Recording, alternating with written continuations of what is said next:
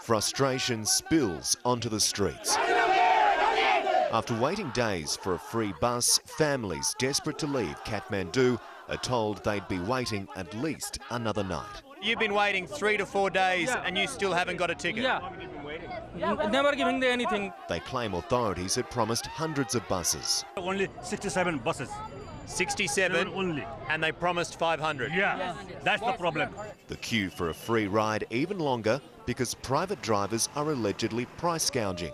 Tickets from here to Nagat, it used to cost only 300, 400, but now they are demanding 3,000.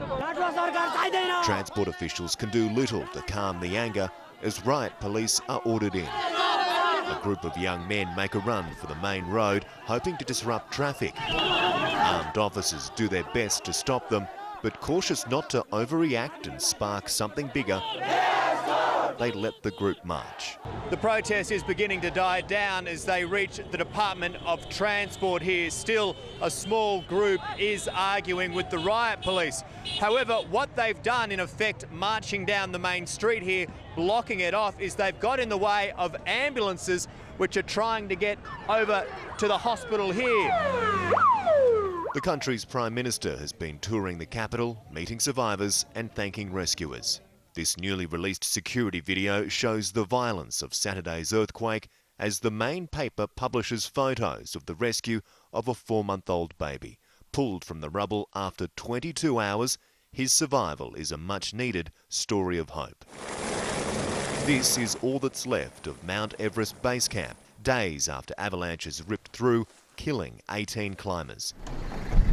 The ride out of Kathmandu is a depressing drive.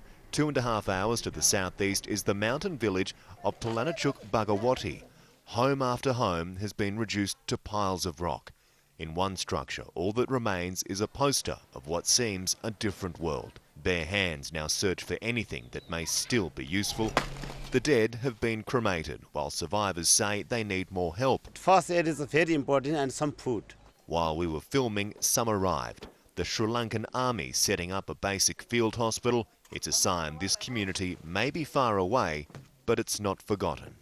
What we've found in these mountains is village after village of people living in abject poverty who've had their suffering now deeply compounded by this horrific natural disaster. There is simply so much that needs to be done, and while the occasional official food and medical drop may make it out here, they are so low on the priority list for the help heavy lifting, and that means they'll have to do most of it on their own.